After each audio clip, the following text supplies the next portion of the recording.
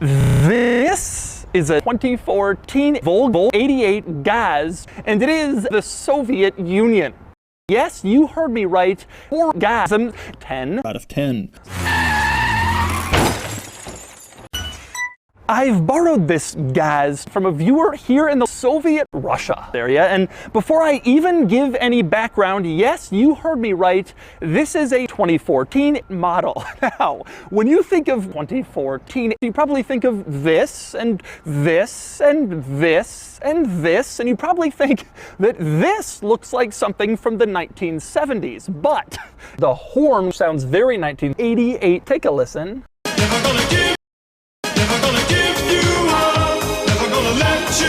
But anyway, let's talk about some of the hilarity in here, starting with the gauges. You have great, and then great, and then bad. You can see what I'm talking about on the fuel gauge. At the top, the white is bad, and then the middle with the lines is bad, and then the red is great.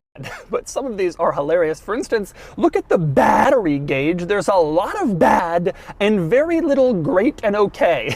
And next up, moving into the center controls, the climate controls for this vehicle are bad. This car does not have climate controls, but that doesn't stop God from giving you a blue, a climate slider, and a red climate slider. Blue, I guess, must just be for the fan. The red is for communism. And now the interesting thing is they are different sizes. What were they thinking? It makes no sense. And by the way, you didn't have any controls to choose your fan speed.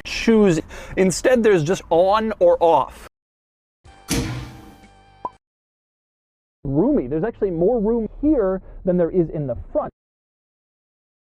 That's what you got, and you had to enjoy it.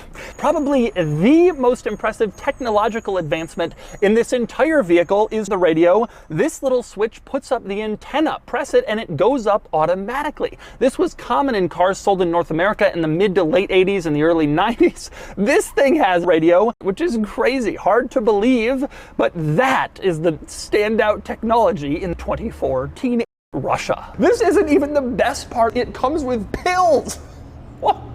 Wow, in Soviet Russia.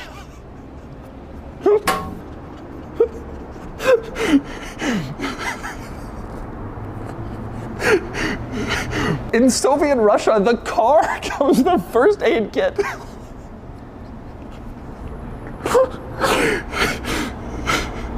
In Soviet Russia.